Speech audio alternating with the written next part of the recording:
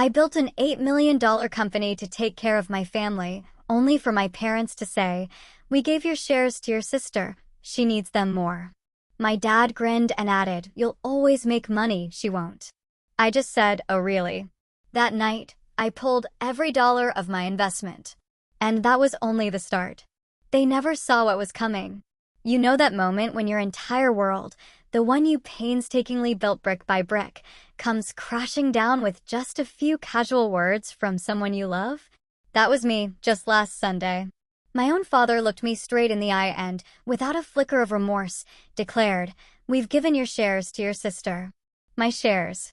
The very foundation of everything I'd bled for.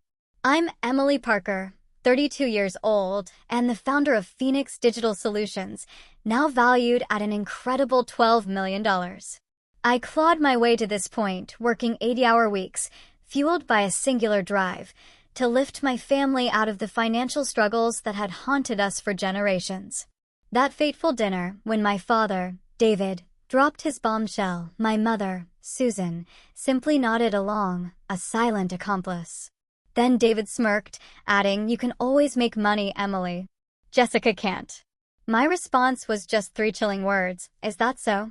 That night, I ripped out every personal investment I had in the company. But believe me, that was only the very beginning. Before I dive deeper into this unbelievable, raw story, do me a favor, tell me where you're watching from in the comments below, and hit that subscribe button if you're ready to hear more about standing up for yourself when no one else will. Growing up in Millfield, Ohio, our family lived on the razor's edge of poverty. My parents, David and Susan Parker, barely scraped by. Dad toiled at the local factory, his hands rough from the work, while Mom pieced together various part-time jobs. Our small, 2-bedroom house was a constant reminder of what we lacked. It always needed repairs David simply couldn't afford. My sister, Jessica, 3 years my junior, was diagnosed with asthma at a young age. While it wasn't life-threatening, it cast her as the fragile one in our family narrative. Her medical needs often overshadowed everything else, my school activities, even basic household necessities. By age 10, I instinctively understood my role.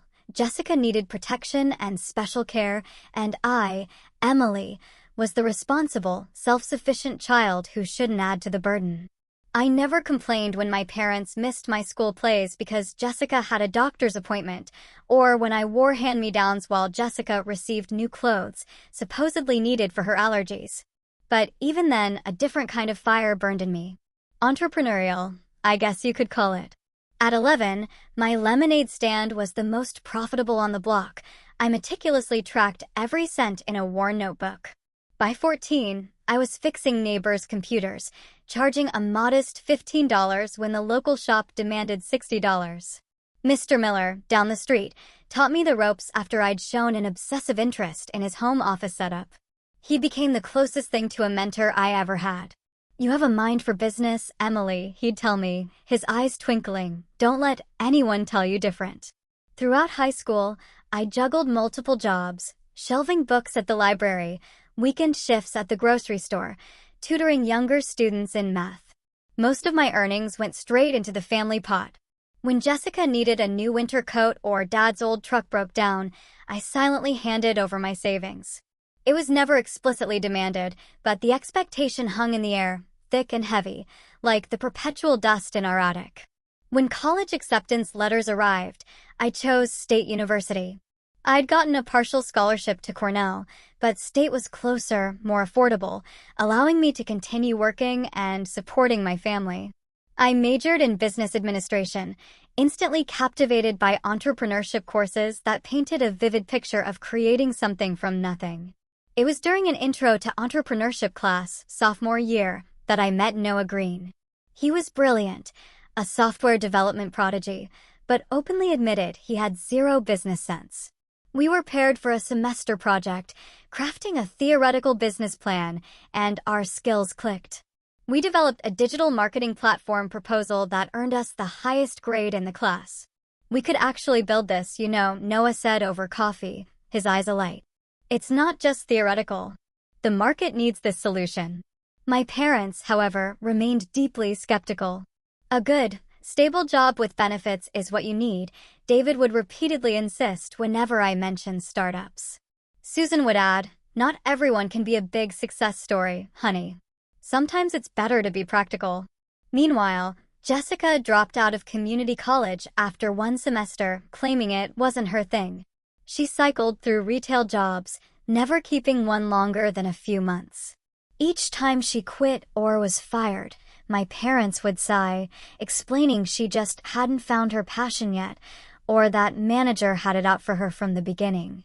After graduation, I received a job offer from a marketing firm in Chicago. The salary was decent, enough to continue supporting my family while establishing my own life. But the entrepreneurial fire Noah had ignited wouldn't be extinguished. Our business conversations had evolved from theoretical to practical, with Noah developing preliminary software in his spare time. The night before I was scheduled to accept the corporate position, Noah called. I just quit my job, he announced, his voice buzzing with nervous energy. I'm going all in on our idea. Are you with me or not? It was the most difficult decision I had ever faced. Safety versus risk. Predictability versus potential. Accepting my designated family role versus defining my own path. I need to think about it, I told Noah, my mind already racing with possibilities and fears. That night, I barely slept. By morning, I had my answer. I called the marketing firm and declined their offer. Then I called Noah. Let's do this. The early days were brutal. Noah and I lived on ramen noodles and coffee, working out of my tiny apartment. We shared a single desk, taking turns. We developed our platform during 18-hour workdays, refining the business model and creating pitch decks for potential investors. Our first bank loan application was rejected flat out. The loan officer barely glanced at our meticulously crafted plan before sliding it back across the desk. You don't have enough collateral or experience, he explained, without even looking up. Come back when you've been in business for at least 2 years. Walking back to my apartment that day, I cried for the first time since starting this journey. Not just because of the rejection, but because I'd received a text from my mother during the meeting, asking if I could send $300 for Jessica's car insurance. It seemed the universe was determined to remind me of my designated role, the responsible one, the provider, the safety net for others while having absolutely none myself. Noah found me sitting on a park bench, staring blankly at the rejection letter. Instead of offering empty platitudes, he just sat beside me in silence for several minutes. We don't need them, he finally said, his voice quiet but firm. We'll find another way. And somehow, despite everything, I believed him. We launched Phoenix Digital Solutions from my apartment. Our equipment was cobbled together from savings and maxed-out credit cards. Our workspace consisted of a wooden desk I'd found on the curb during college move-out day, 2 folding chairs from Walmart, and a whiteboard we'd mounted on the wall without permission from my landlord. The first 3 months were a barrage of rejection. I made hundreds of cold calls, refining our pitch with each dismissal. Noah worked tirelessly on the platform, improving features based on feedback from the few people willing to hear us out. We existed on a diet of cheap coffee and discount groceries, stretching every dollar until it screamed. The breakthrough came unexpectedly. Benjamin White, marketing director at Regional Healthcare Network, agreed to meet after my 7th follow-up call. Your persistence impressed me, he admitted when we finally sat across from him in a downtown coffee shop, the only meeting space we could afford. We demonstrated our prototype, explaining how our platform could streamline Regional's digital marketing while providing analytics their current system lacked. Benjamin asked tough questions, but I could see the interest in his eyes. You're rough around the edges, he said finally, a small smile playing on his lips, but you've got something here. Let's start with a 3-month trial. That night, Noah and I celebrated at my apartment with a splurge, actual delivery pizza instead of the frozen kind. This small victory felt monumental, like the first crack in a dam that had been holding us back. With Benjamin's contract as proof of concept, I made the difficult decision to approach my parents about investing. They had about $25,000 in retirement savings. Not much, but enough to help us rent a small office space and purchase essential equipment. I wouldn't ask if I didn't believe in this. I explained at their kitchen table, showing them our business plan and Benjamin's signed contract. I promise I'll make it worth your while. Once we're profitable, you'll get your investment back with interest, and I'll be able to help the family even more. David ran his hands through his thinning hair, looking skeptical. What happens if this fails, Emily? This is all we have. It won't fail, I said, with a conviction I wasn't entirely sure I felt. I won't let it. After a week of consideration and countless questions, they agreed to invest. I had my lawyer draw up proper documentation, making them minority shareholders with a 15% stake combined. In that moment, I was simply grateful for their trust, never imagining how that decision would later come back to haunt me. The next 18 months were a blur of 80-hour work weeks. I developed severe insomnia, often going days with only brief naps between client meetings, sales calls, and administrative tasks. My social life disappeared entirely. On my 30th birthday, Noah had to remind me it was a special occasion. I'd completely forgotten in the haze of work. When we finally moved into our first small office, a modest space above a deli in a less expensive part of town, I felt a new sense of legitimacy. Having an actual business address instead of my apartment made Phoenix Digital Solutions feel real in a way it hadn't before. Hiring our first employee was another milestone that brought both pride and terror.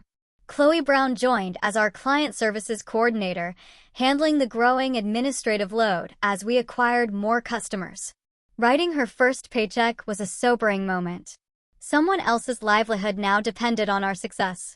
The regional healthcare contract led to referrals, and we soon landed 3 major accounts in succession: a local university, a regional bank, and a chain of fitness centers. Each new client brought both revenue and new challenges as we scaled to meet their needs. During this intense growth period, my sister Jessica married Daniel, an aspiring musician who hadn't held a steady job in years. My parents expected me to pay for a significant portion of the wedding, despite the fact that Phoenix needed every dollar for expansion. Your sister only gets married once, my mother insisted when I suggested a more modest celebration. And it's not like you don't have the money now. I ended up writing a check for $15,000. Money that should have gone toward hiring another developer. When Noah questioned the expense, I made excuses about family obligations rather than admitting the truth. I didn't know how to say no to my family. The moment we hit $500,000 in annual revenue, I took my parents out to dinner to celebrate. Their investment had been crucial, and I wanted to acknowledge that. We always believed in you, David said that night, despite years of evidence to the contrary. Susan added, "We're so proud of how you're taking care of the family. That's what matters most." Their words should have warmed my heart, but something about them left me cold. Was that all they saw in my accomplishment? My ability to take care of the family? When my parents' car broke down beyond repair a few months later, I didn't hesitate to buy them a new one. Nothing fancy, but reliable and safe. Their old vehicle had been a constant source of stress, and eliminating that worry seemed like a tangible way to improve their daily lives. The business continued growing, though not without setbacks. A server crash cost us 3 days of productivity and nearly lost us the university account. I developed severe migraines from stress and ended up in the emergency room after collapsing during a client presentation. "You can't keep going like this," Noah told me during a visit to my hospital room. "The company needs you healthy." What he didn't say, but I could read in his expression, was his concern about my family obligations. He witnessed the constant phone calls, the emergency requests for money, the way I dropped everything when Jessica or my parents needed something. Mark Johnson from Venture Capital Partners expressed interest in our company after seeing our presentation at a regional business conference. His offer of first-round funding came with difficult terms, but would provide the capital we desperately needed to expand. "Your valuation is approaching $2 million, he told us during negotiations. "That's impressive for a company your age." $2 million. The number seemed surreal. We'd built something valuable from nothing. And part of me wanted to celebrate this milestone, but another part recognized that increased value meant increased expectations from my family. As our team grew to 10 employees, my role evolved from doing everything myself to managing people and processes. The learning curve was steep, but I discovered I had a talent for leadership. Our office expanded to take over the entire second floor above the deli, and we invested in proper furnishings and technology. With success came more family expectations. Jessica's husband, Daniel, decided to start a recording studio business and expected me to provide startup capital. My parents began talking about retirement, hinting that they might need additional support beyond Social Security. And through it all, I kept saying yes, unable to break the pattern established throughout my childhood. As Phoenix Digital Solutions continued to thrive, we moved into a proper office building downtown. The space was 3 times larger than our previous location, with glass-walled conference rooms and an actual reception area. Walking through it the first time, I felt equal parts pride and imposter syndrome. Was this really the company Noah and I had started at my kitchen table? Our team expanded to 25 employees, each desk representing a person with rent to pay and possibly a family to support. The weight of that responsibility kept me awake many nights, but it also pushed me to work harder to ensure the company remained profitable and growing. With the business valuation approaching $5 million, I decided it was time to move my parents out of their deteriorating neighborhood. I found a comfortable 3-bedroom house in a safe area with good schools nearby. Not because Jessica still lived at home, but because she and Daniel frequently dropped off their kids with my parents when they needed creative time or had gigs. "This is too much, Emily," Susan said when I showed them the house, her eyes betraying her words. She wanted the house, but felt obligated to show token resistance. "You deserve it," I replied. "And I can afford it now." David walked through the room silently, running his hand along the solid countertops and opening cabinets to inspect the quality. Finally, he turned to me. "Jessica could use a new place, too, you know." The comment stung, but I'd grown accustomed to such moments. The instant pivot from my achievements to Jessica's needs. One thing at a time, Dad, was all I could manage in response. Jessica became pregnant with her second child around this time and promptly quit her minimum wage job at a local craft store. The chemicals might harm the baby, she explained when I asked about her employment status during a family dinner. Besides, Daniel is this close to getting a record deal. We just need to focus on his career right now. My parents nodded as though this made perfect sense, while I silently calculated how much additional financial support the family would expect from me. I had already been covering Jessica's health insurance through Phoenix, listing her as a dependent, a questionable practice my accountant had warned against. The dynamic grew increasingly uncomfortable. Jessica would call me directly when she needed money for doctor's appointments or baby supplies, bypassing our parents entirely. "You're my successful big sister," she would say with practiced admiration. "I'm so lucky to have you looking out for me." At home, my parents spoke about me with pride to neighbors and friends. "Our Emily runs her own company," they would boast. But in private conversations, they focused exclusively on what more I could do for the family, particularly for Jessica. I overheard my mother on the phone once, telling her sister Emily could certainly help Jessica with a down payment for a house if she wanted to. "It's not like she doesn't have the money." The resentment I felt conflicted sharply with the responsibility I'd internalized. Wasn't this why I'd worked so hard? To take care of my family? But the one-sided nature of our relationship had become impossible to ignore. My achievements were valued primarily for their utility to others, not as accomplishments in their own right. It was at a client event that I met James Cooper, an architect whose firm had recently signed with Phoenix. He was intelligent, funny, and refreshingly direct. When he asked me to dinner, I surprised myself by accepting. Between building the business and managing family obligations, dating had been non-existent for years. "Tell me about yourself, Emily," James said during our first date. "And I don't mean Phoenix. I want to know about Emily." The question caught me off guard. Who was I apart from my company and my role as family provider? I struggled to answer, realizing how much of my identity had been consumed by responsibilities to others. As we continued dating, James noticed the constant interruptions from my family. The calls during dinner, the weekend events canceled because Jessica needed something, the way my expression changed whenever my parents' number appeared on my phone. They rely on you a lot, he observed carefully after I cut our weekend getaway short because my parents' air conditioning broke. They need me, I replied automatically. James chose his next words carefully. There's a difference between supporting family and being taken advantage of, Emily. No one had ever suggested my family dynamic might be unhealthy. His comment opened a door I hadn't allowed myself to look through before, but I quickly closed it again. You don't understand. They sacrificed a lot for me growing up. But James's observation lingered, making me more aware of patterns I'd previously accepted without question. With Phoenix's continued success, I decided to formalize the company's share structure more officially. My parents already had their 15% stake from their initial investment, which had grown significantly in value. I consulted with our company attorney about possibly extending some shares to Jessica as well, thinking it might provide her with passive income and reduce the direct financial requests. Meanwhile, Jessica's demands grew more specific and expensive. Her children needed private school because the public options weren't good enough. Their house needed renovations because it was affecting the children's health. Daniel's studio needed upgraded equipment because the industry standard had changed.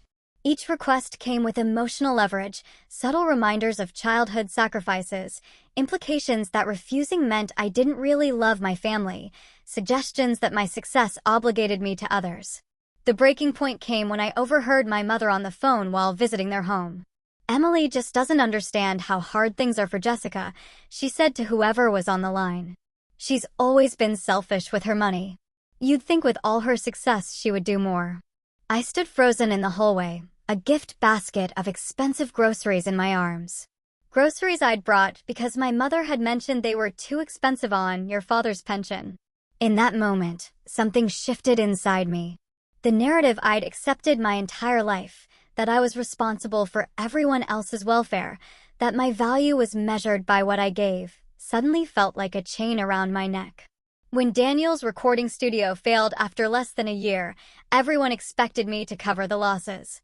$60,000 of debt magically became my responsibility because family helps family. I wrote the check, but felt nothing but cold resentment as I did so. Phoenix Digital Solutions reached an $8 million valuation on our 5th anniversary. Noah organized a small celebration at the office, complete with champagne and a cake shaped like our company logo. We did it, he said, raising his glass. From your kitchen table to this. I'm proud of us. That same week, I received a regional business award recognizing female entrepreneurs. The ceremony was on a Thursday evening, and I invited my entire family to attend. None of them showed up. Jessica had a migraine, Daniel had a gig, and my parents needed to watch the grandkids. I sat alone at the table reserved for my family, accepting congratulations from strangers while the empty chairs mocked me. James attended in their place, arriving late after an emergency at work, but making it in time to see me receive the award. You deserve to be celebrated, he whispered as I returned to the table, trophy in hand. The favoritism toward Jessica had become so obvious that even employees noticed it. When my parents visited the office, they spent most of the time talking about Jessica's children and making excuses for her various failures, barely acknowledging the business I'd built. You need to set some boundaries, James suggested after witnessing a particularly uncomfortable family dinner where my parents praised Jessica's new hobby of painting, which I had paid for, while barely asking about the company. The idea of boundaries felt foreign and frightening. What would happen if I stopped being the provider? Would there be anything left of our relationship at all? After much consideration, I decided to organize a special family dinner to discuss the future direction of Phoenix. Our attorney had suggested setting up trust funds or more sophisticated shareholding arrangements. As the company continued to grow, I thought this might be an opportunity to formalize expectations and perhaps establish some healthier patterns. In preparation, I consulted Lisa Davis, our lawyer. I wanted everything to be above board and properly documented moving forward. As the dinner approached, I felt increasing anxiety. Something about my parents' recent behavior suggested an entitlement that went beyond normal family expectations. Jessica had made several comments about her share of the business, despite having contributed nothing to its creation or growth. But nothing prepared me for what actually happened at that dinner. I decided to host the dinner at my parents' house, the house I had purchased for them, thinking the familiar environment would make the conversation more comfortable. I brought an expensive bottle of champagne to celebrate Phoenix's continued success and the family's part in it. The evening started pleasantly enough. Jessica and Daniel arrived late, as usual with their children, who immediately ran to the playroom my parents had set up for them. My mother had prepared my favorite meal from childhood, roast chicken with mashed potatoes and green beans, a gesture that touched me despite the tension I'd been feeling. During the main course, I shared our latest company milestones, a major new client in the healthcare sector, plans to expand to the West Coast, and a potential partnership with a complementary tech firm. Noah and I had been working on these developments for months, and I was genuinely excited to share the news. "That all sounds wonderful, honey," Susan said, but her eyes kept darting toward David. Some unspoken communication passed between them. After dessert, a store-bought cheesecake, despite my mother knowing I would have happily brought one from the artisanal bakery near my office, David cleared his throat in the way he always did before making an announcement. "Emily, your mother and I have been talking," he began, his tone oddly formal, "about the shares in your company." I nodded, thinking this was leading into the very conversation I had planned. "Yes, I wanted to discuss that tonight.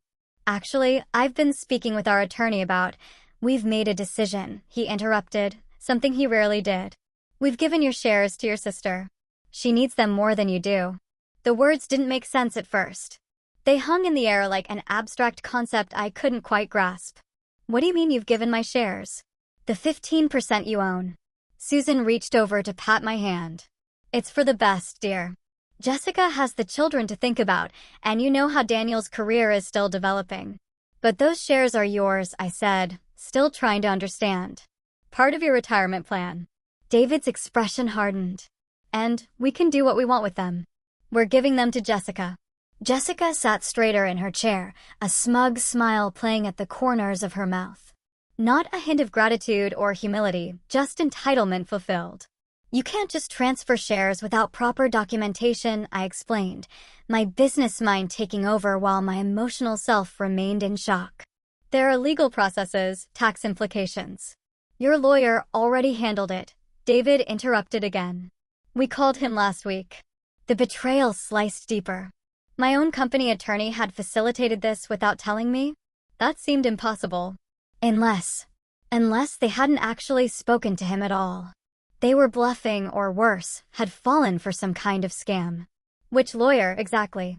I asked, keeping my voice steady despite the hammering of my heart. "The company one?" "The company one," David said vaguely. "Thompson or Thomas or whatever his name is. Mark Johnson was our venture capitalist. Thompson was nobody." They were lying. But the intent behind the lie was just as painful as if they'd actually managed to transfer the shares. "I see," I said quietly. David must have misinterpreted my calm for acceptance, because he added with a dismissive wave, "You can always make more money, Emily. That's what you're good at. Jessica can't. She needs security for her future." The implication was clear. My worth was in my ability to generate income for others. Nothing more. Not my hard work, not my sacrifices, not the years of supporting them all. Just a resource to be tapped. An ATM with legs. Jessica finally spoke. Her voice syrupy sweet. "We're so grateful, Em. This will make such a difference for the kids' college funds." College funds? The children were 3 and 5 years old. If Jessica had been receiving actual shares worth over $1 million at current valuation, there would be no need to think about college funds. The money would have far exceeded any educational expenses. Her statement confirmed what I already suspected. None of them truly understood the value or function of business shares. In that moment, I saw my family clearly for perhaps the first time. The realization was both liberating and excruciating. Years of being used, of conditional love based on what I could provide, of being valued only for my utility. It all crystallized in a single, painful moment of clarity. "Is that so?" I replied, my voice eerily calm. Something in my tone must have alerted David because his expression shifted slightly. Now, don't take this the wrong way. We're still family. We're just evening things out between you girls. Evening things out. As if my years of financial support, the house they sat in, the car in their garage, the vacations I'd paid for, the medical bills I'd covered, as if all of that counted for nothing in their calculation of fairness. I understand completely, I said, standing up. If you'll excuse me, I need to get going. Early meeting tomorrow. But you haven't had coffee yet, Susan protested weakly. And I thought we could look at those photos from Jessica's painting class. Another time, I said, gathering my purse and the untouched champagne bottle. Thank you for dinner. The drive home passed in a blur. I made it to my driveway before the first tear fell. And then, it was as if a dam broke. I sobbed in my car like I hadn't since childhood. Great, heaving cries that left me gasping for breath. Years of repressed hurt poured out at once, not just from tonight's betrayal, but from a lifetime of being valued only for what I could give. Around midnight, I called James. Can you talk? I asked when he answered, my voice still rough from crying. What happened? He asked immediately, concern evident even through the phone.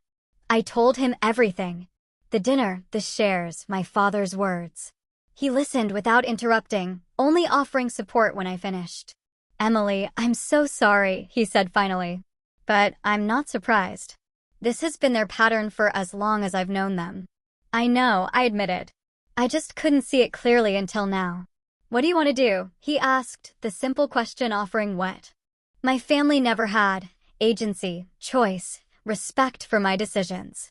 I don't want to just be hurt, I said, a new resolve forming. I want to take action. After we hung up, I spent hours analyzing every financial connection between myself and my family. The mortgage on their house was in my name. The car was registered to me. Their health insurance supplemental policy was through my company benefits as a dependent. Jessica's children's private school tuition came directly from my account quarterly.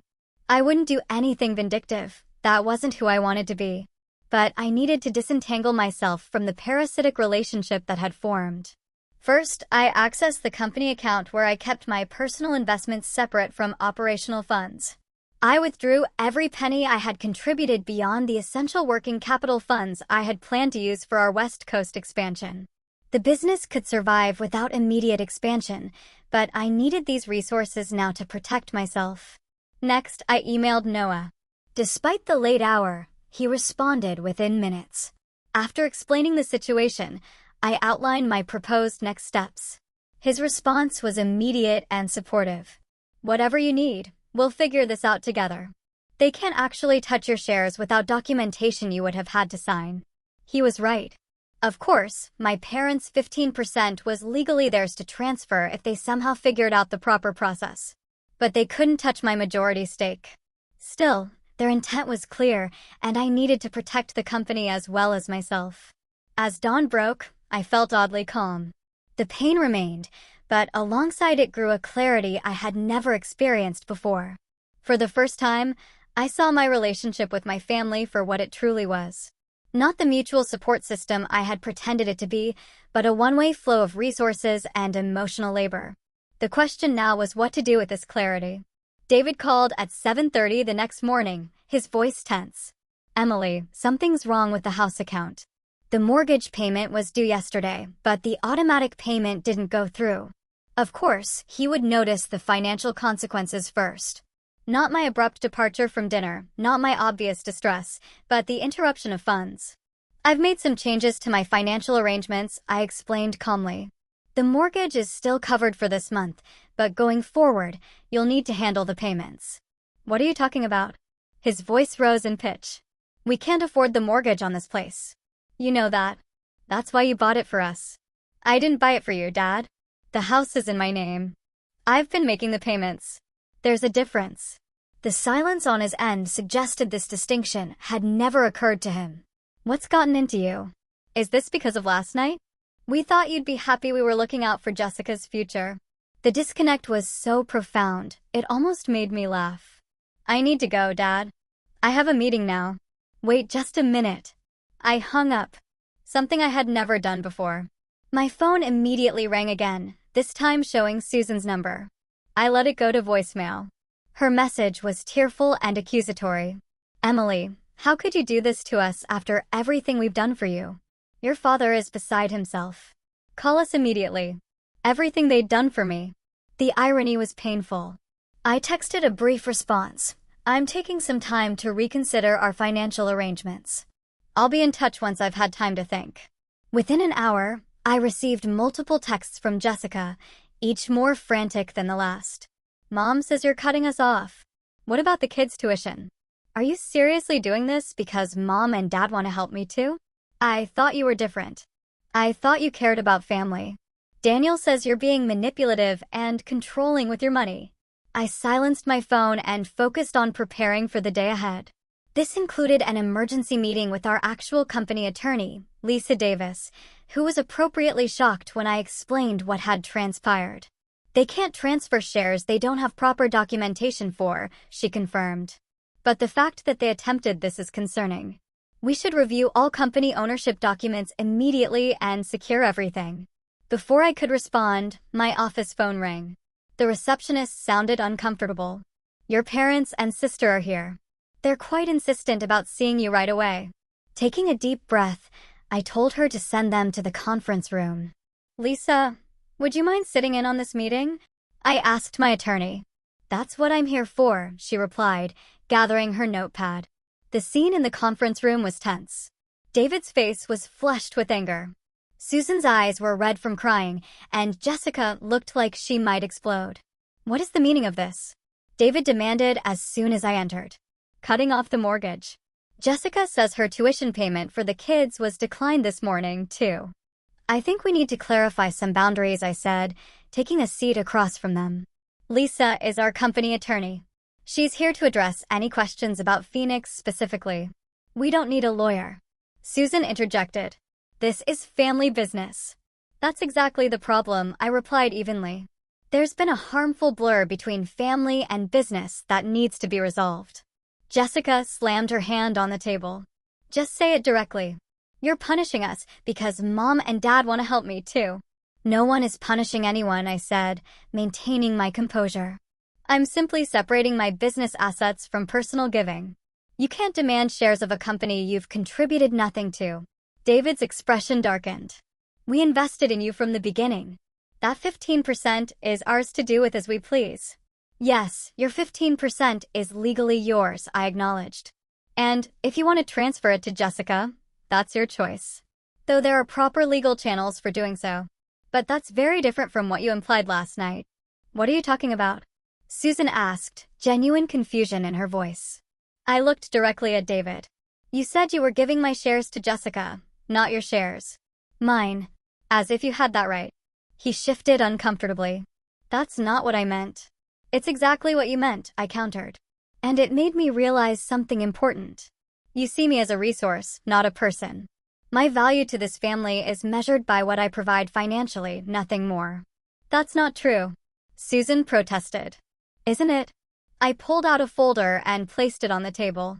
Here's a list of every financial contribution I've made to this family over the past 5 years. House mortgage, $420,000. Car payments, $37,000. Health insurance premiums, $65,000. Jessica's children's tuition, $92,000. Daniel's failed studio, $60,000. Family vacations, $43,000. Regular cash gifts when requested, approximately $130,000. The total was staggering when laid out so plainly, nearly $800,000 over 5 years, not counting countless smaller expenses I hadn't documented. And what have I received in return? I continued. Not gratitude, not respect, not even acknowledgement. Instead, I got accusations of not doing enough, of being selfish with my money, and an attempt to claim ownership of something I built through years of 80-hour work weeks. Jessica recovered first. So this is about money for you? Proving how generous you've been? Holding it over our heads? No, I said quietly. It's about recognizing a painful truth. Our relationship isn't based on mutual care and respect. It's transactional, and the transaction only goes one way. David's face had grown increasingly red during my explanation. Now, he stood abruptly. We're not going to sit here and be lectured by our own daughter. Either you continue to help this family as you should, or the unfinished threat hung in the air. Or what? They would stop loving me? That love already seemed conditional at best. I think you should leave now, I said calmly. When you're ready to discuss a healthy relationship that isn't based solely on financial support, I'll be here. After they stormed out, Lisa looked at me with newfound respect. That couldn't have been easy. It wasn't, I admitted, but it was necessary. Later that day, Noah called an emergency board meeting to address the potential shareholder issue. He had been my rock throughout this crisis, his loyalty never wavering despite the chaos my family had created. Your parents can't touch the company directly, he assured the small board. Emily's majority stake is secure, and we've already implemented additional protections. The next few days brought escalating attempts at emotional manipulation from my family. Susan left tearful voicemails about how they might lose the house. Jessica sent photos of her children with captions like, wondering why Aunt Emily doesn't love them anymore. David's messages grew increasingly hostile, then suddenly switched to apologetic, then back to demanding. I maintained my distance, focusing instead on working with Lisa to create clear separation between my personal assets and family entanglements. The situation took an unexpected turn when Daniel showed up at the office, demanding to speak with me. Our receptionist, alarmed by his aggressive behavior, called security. You can't hide behind your fancy lawyers, he shouted as security escorted him from the building. We know our rights. The phrase echoed in my head long after he was gone. In their minds, access to my success was their right, not a privilege or gift. That evening, Noah, Lisa, and I met to develop a comprehensive strategy. We need to protect both you and the company, Lisa explained. Your parents' shares are legally theirs, but we can create a new business entity structure that dilutes the impact of that 15%. I don't want to be vindictive, I emphasized. I just need protection from further attempts to take what I've built. It's not vindictive to protect yourself, Noah assured me. It's necessary. The plan we developed was multifaceted. First, we would create a holding company that would own the intellectual property and key assets. Second, we would reach out to our most important clients to ensure continuity of service regardless of any shareholder disputes. And third, we would document all communications with my family in case legal action became necessary. Benjamin White, our first major client who had become something of a mentor to me over the years, was among the first I called. After explaining the situation in broad terms, he didn't hesitate. Wherever you go, we go with you, Emily. Our relationship is with you, not the company structure. His loyalty brought tears to my eyes, the kind of loyalty my own family had never shown. Most of our other key clients expressed similar sentiments. They trusted me, respected the business I'd built, and would follow if necessary. Within days, we began to see the consequences of my family's actions. Without my guidance, they had attempted to assert control over company decisions based on their minority stake. The board easily blocked these efforts, but the disruption was taking a toll on day-to-day operations. By the end of the week, Phoenix Digital Solutions stock value had dipped slightly, the first downturn in our steady growth. Employees were whispering about the family drama, distracted from their work by the unusual tension. I called an all-hands meeting to address the situation directly. There are some personal and structural changes happening, I explained to the team, but our core business remains strong. Our client relationships are secure, and our mission hasn't changed. The transparency seemed to ease concerns, at least within the company, but the situation with my family continued to deteriorate. A month after the fateful dinner, Jessica attempted to step into a leadership role at Phoenix, apparently believing the 15% stake gave her that right. She showed up at the office unannounced, introducing herself to employees as part owner and new creative director. Noah called me immediately. Emily, Jessica is here telling the design team to change our brand colors. Says purple represents abundance and wealth. Under different circumstances, it might have been comical. Jessica, whose professional experience consisted of brief stints in retail and food service, attempting to direct seasoned designers and developers. But the disruption to the workplace was serious, and I drove straight to the office. I found her in the conference room, surrounded by confused designers. "I'm thinking we need more inspirational quotes on the website," she was saying. "People connect with wisdom." "Jessica, we need to talk privately," I said from the doorway. She turned, a strange mix of defiance and uncertainty on her face. "I'm in the middle of a creative direction meeting." "No, you're not. You don't work here." I kept my voice level but firm. "Please join me in my office now." The conversation that followed was difficult but necessary. I explained that ownership shares didn't confer operational authority, especially minority shares that weren't even properly transferred yet. I outlined the legal implications of disrupting a business without authorization. And finally, I made it clear that her presence without invitation wouldn't be tolerated again. "You just can't stand that I might have something of my own," she accused, tears forming. "You've always needed to be the successful one." The irony was painful. "Jessica, I've spent years helping you have something of your own. I paid for your wedding, your house renovations, Daniel's studio, your children's education. I've never begrudged you anything until you tried to claim credit for something you didn't build." "Mom and Dad said the shares would let me be part of the company," she insisted. "Did they explain what shares actually are? What responsibilities come with them? What the legal implications are?" Her blank expression answered my question. My parents had dangled ownership in my company without understanding it themselves, using it as yet another way to extract resources for Jessica, without regard for me or the business I'd built. After Jessica left, Noah suggested accelerating our protection plan. "This is getting out of hand. We need to secure the company now." He was right. Within days, we had established a new corporate structure that effectively protected the company's core assets and operations. My parents' shares in the original entity remained intact, but had been strategically diluted in the new structure. The family reactions were predictable. David called, irate, about corporate trickery. Susan pleaded that they were just trying to help Jessica. Jessica herself oscillated between angry accusations and tearful attempts at reconciliation, depending on which approach she thought might work better. For the first time in my life, I held firm against the tidal wave of emotional manipulation. Each call, each text, each demand reinforced the rightness of my decision to establish boundaries. Thanksgiving arrived during this tumultuous period. Traditionally, I would have hosted the family dinner at my home or joined them at their house, the house I had purchased. This year, I accepted James's invitation to join his family instead. The contrast was illuminating. James's parents asked about my business with genuine interest, not just to calculate what I could provide. His siblings shared both successes and failures without judgment or competition. When I offered to help clear the table after dinner, James's mother thanked me sincerely, rather than treating it as expected service. "Is family always like this for you?" I asked James as we drove home. "Like what?" "Supportive. Interested in each other as people, not resources."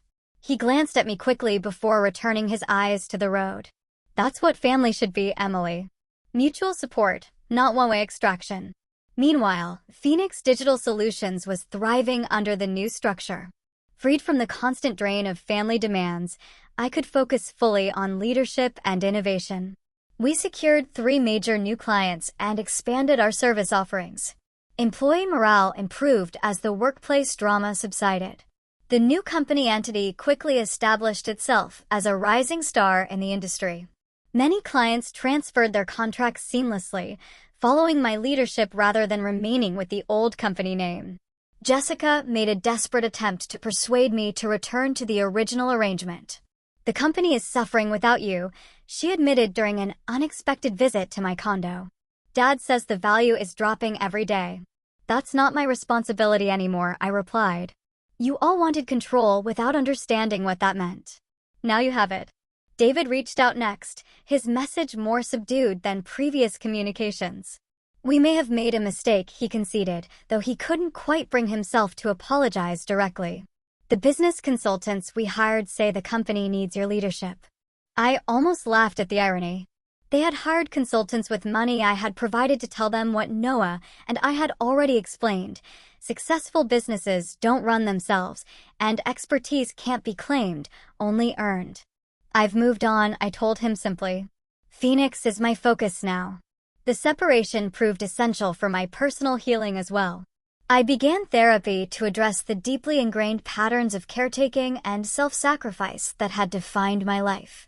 My therapist helped me recognize the childhood conditioning that had led me to equate love with provision, worth with utility. You were parentified at a very young age, she explained during one session. Made responsible for adult concerns and family welfare before you had the emotional capacity to understand the burden. This framework helped me make sense of my family dynamics without excusing the exploitation. I could understand the pattern while still refusing to perpetuate it. James remained a steady support throughout this transition. Unlike previous relationships where my family obligations had eventually driven partners away, he respected my journey without trying to control it. When I declined weekend plans to attend therapy or work on Phoenix's development, he expressed support rather than resentment. 6 months after the split, Phoenix Digital Solutions surpassed the old company's former valuation, reaching $12 million in our most recent funding round. The industry recognized our innovative approach and strong leadership, with several trade publications featuring profiles of our meteoric rise. The old company, meanwhile, continued its decline. Without my guidance, and with my parents and Jessica making increasingly desperate attempts at leadership, the company lost major clients and talented employees. The 15% stake they had fought so hard to control was worth less each month as the company's value plummeted. News eventually reached me that the old company was seeking a buyer, any buyer, to salvage what remained before bankruptcy became inevitable. I felt no satisfaction in this outcome, only sadness for what could have been if greed and entitlement hadn't destroyed something valuable. The employees who remained deserved better than to be casualties of my family's actions. Through intermediaries, I helped facilitate a modest acquisition that preserved those jobs while extracting the business from my family's control. They received some compensation for their shares, far less than the original value, but something to show for the company's sale. As for me, I had discovered something far more valuable than financial success: the freedom to define my own worth beyond what I could provide to others.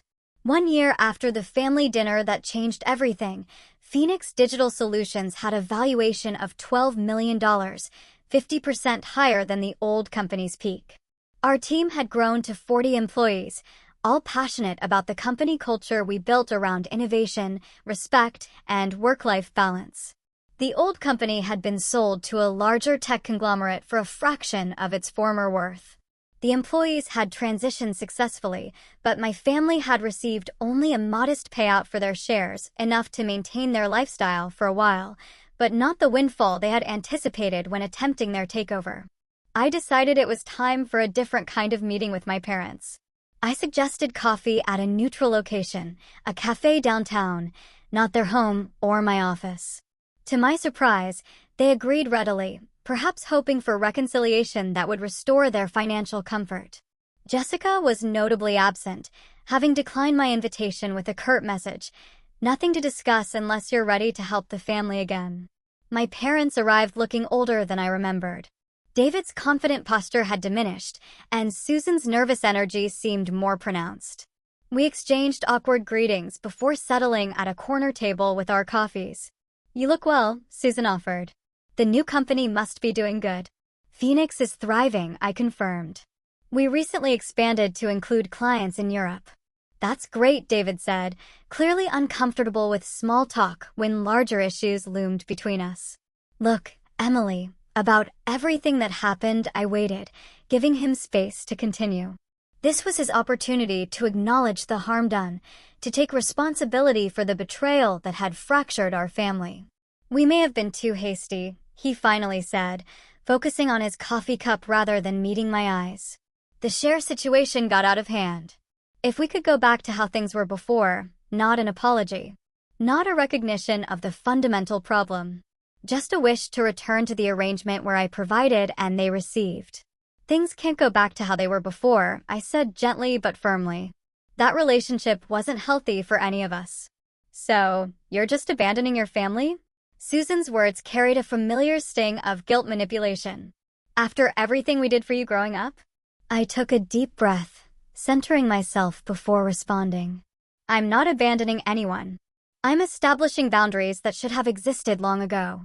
There's a difference between supporting family and enabling harmful patterns.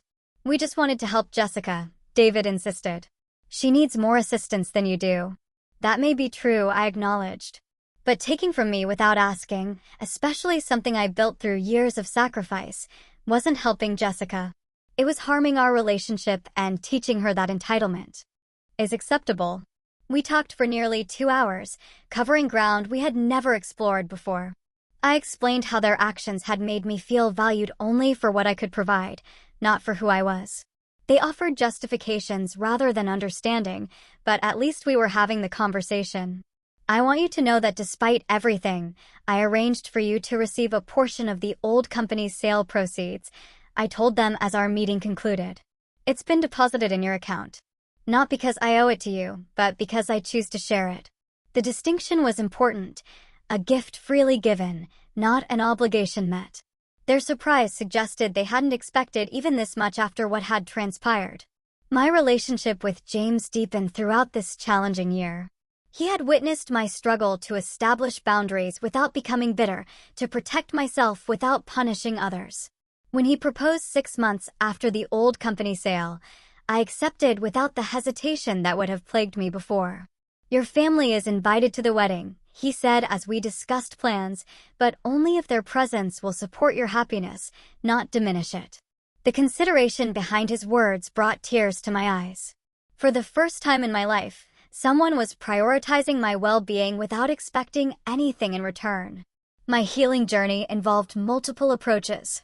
Weekly therapy helped me identify and address the deeply rooted beliefs about my value being tied to provision.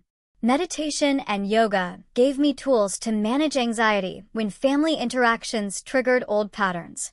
Perhaps most importantly, I built a community of supportive friends and colleagues who demonstrated what healthy relationships actually looked like. I found unexpected purpose in mentoring other female entrepreneurs, particularly those struggling with family expectations while building their businesses. Their stories often echoed aspects of my own, and sharing my experience helped them establish healthier boundaries from the start. You can love your family without sacrificing your well-being, I would tell them. In fact, healthy boundaries often lead to healthier relationships in the long run. 6 weeks before my wedding, I invited my entire family to dinner, my parents, Jessica, Daniel, and their children. The event was a test of sorts, a chance to see whether our new boundaries could support a modified relationship. To my surprise, Jessica arrived without Daniel, her demeanor more subdued than I remembered. He's not in the picture anymore, she explained briefly when I inquired about his absence. The children seemed happy to see me, though they had grown considerably in the months since our last meeting. Dinner proceeded with a strange new dynamic. My parents were careful with their words, avoiding direct requests for assistance. Jessica mentioned looking for work, something she hadn't done in years. When the check came, no one assumed I would cover it. A small, but significant shift. I'm getting my teaching certificate, Jessica said as dessert was served. The community college has a program that works around the kids' schedules. That's wonderful, I replied, genuinely pleased by this development. Teaching would suit you well. A flicker of something crossed her face. Pride, perhaps, or determination. I need to stand on my own feet. Recent events made that pretty clear. It wasn't an apology or full acknowledgement of her role in what had transpired, but it was movement in a healthier direction. I chose to acknowledge the positive step rather than dwelling on past injuries. The gathering ended without drama or new wounds, a modest success by the standards of our family history. As they prepared to leave, David awkwardly mentioned my upcoming wedding. We received the invitation, he said. We'd like to come if that's still all right. I'd like that, I replied simply. In the car afterward, James asked how I felt about the evening. Hopeful, I said after consideration. Not for a perfect relationship or complete understanding, but for something healthier than what we had before. They're trying in their way. Building Phoenix Digital Solutions taught me about business strategy and leadership, but rebuilding my sense of self-worth proved the more valuable education. I learned that love shouldn't come with invoices attached. That helping others is beautiful when chosen, toxic when demanded. That family is about mutual support, not one-way extraction. Most importantly, I discovered that my value exists independently of what I can provide to others, a truth so obvious to some, yet revolutionary for those of us raised to be caretakers at our own expense. Today, Phoenix continues to grow. My marriage to James brings daily joy, and my family relationships exist within careful boundaries that protect everyone involved. The journey wasn't easy, but the destination proved worth every painful step. If you've ever found yourself giving until there's nothing left, please remember, establishing boundaries isn't selfish. It's necessary for authentic relationships. True love supports your wholeness, not just your usefulness. What was your biggest takeaway from my story? Share in the comments below. And if it resonated with you, please like, subscribe, and share with someone who might need to hear this message. Thank you for listening to my journey. May it help you navigate your own with courage and self-respect.